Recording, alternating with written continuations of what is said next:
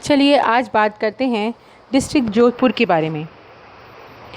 जोधपुर ज़िला राजस्थान के पश्चिमी भाग में स्थित है। यहाँ उत्तर की ओर है बीकानेर और नागौर ज़िले, दक्षिण की ओर है जालौर और बाड़मेर, पूर्व की ओर पाली और पश्चिम की ओर जैसलमेर।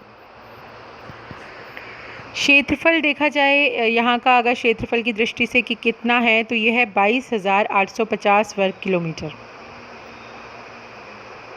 ज़िले का जो अधिकतम भाग है वो थार रेगिस्तान क्षेत्र में स्थित है, शुष्क है और रेत के टीले यहाँ पर सामान्यतः देखे जा सकते हैं। लूनी नदी, जोधपुर की ये लूनी नदी एक ऐसी एकमात्र नदी है जो दक्षिण और दक्षिण पूर्व की ओर बहती है और ये नदी जो है वो जोधपुर और बिलाड़ा तहसीलों से होकर के गुजरती है। इस ज़िले की और भी कुछ मौसमी नदियां हैं जिनका नाम है जोजरी, गोलासनी। इसके अलावा उम्मेद सागर यहाँ का मुख्य जलाशय है।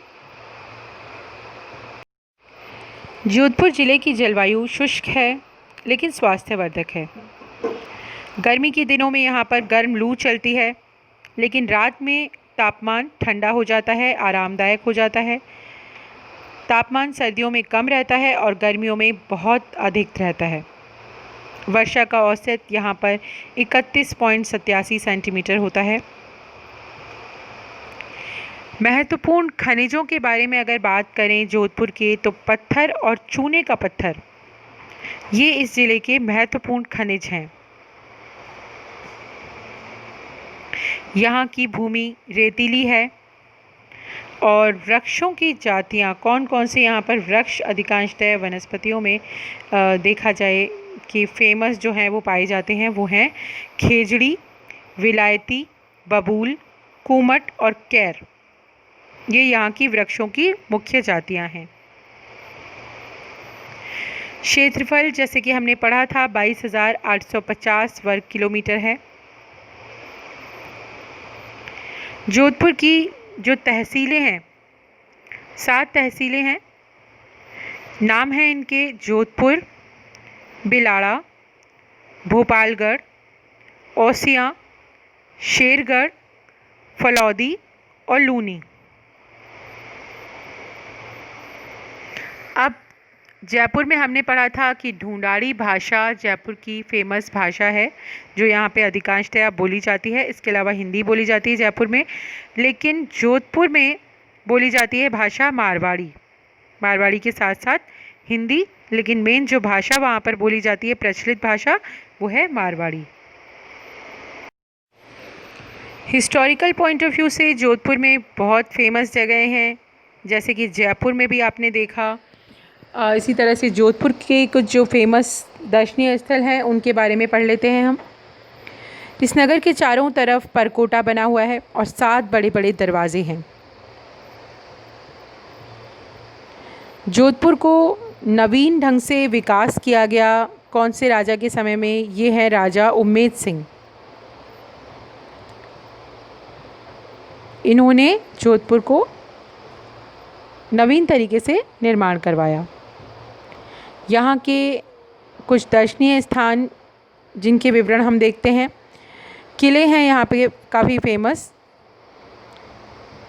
तो युद्ध के समय क्या होता था कि नियंत्रण करने के लिए किलों को बनवाया जाता था। तो किलों का यहाँ पर, क्योंकि ये बॉर्डर पर स्थित है जोधपुर, किलों का बहुत महत्व है। सौंदर्य की दृष्टि से, पुरातन समय की याद की दृष्टि से, शक्ति की दृष्टि से। सुंदर महल ये किला है यहाँ का। इसके अलावा मेहरानगढ़ जो है वो ये किला 400 फीट की ऊंचाई पर पहाड़ी पर स्थित है। मंडोर जोधपुर का बहुत फेमस दर्शनीय स्थल है, मंडोर और बालसमंद।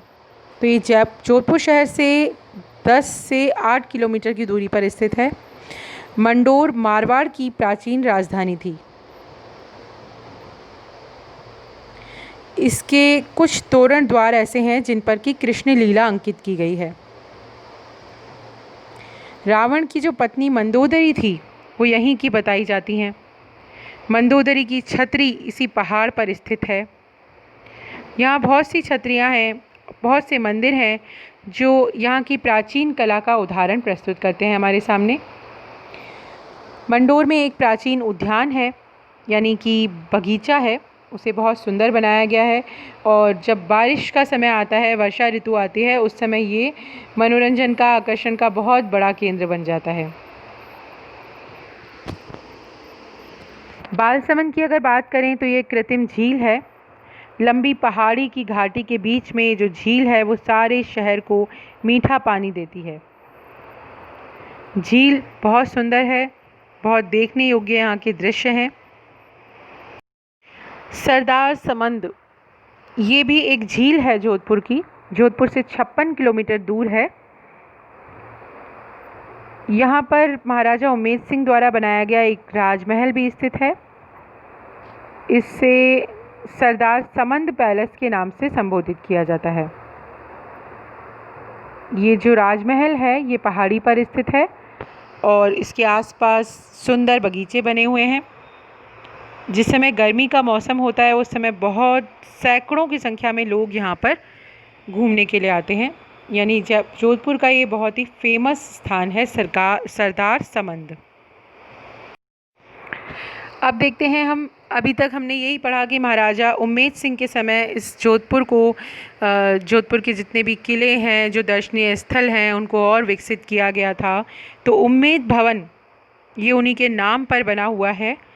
तो महाराजा श्री उम्मेद सिंह के द्वारा ही निर्मित है ये भवन, उम्मेद भवन। ये आधुनिक भवन निर्माण कला का एक अद्भुत नमूना है। इसके निर्माण पे 3 करोड़ रुपए का व्यय लगने का अनुमान है। इस महल में पाश्चात्य और पूर्वीय जो वास्तुकला है उसका सुंदर सामंजस्य देखने के लिए मिलता है। अब देख लेते हैं जोधपुर के एक फेमस और स्थान जो कि पोलो ग्राउंड है। सर प्रताप पैलेस के पास स्थित है पोलो ग्राउंड। और पहले यहाँ पर 5 पोलो ग्राउंड थे।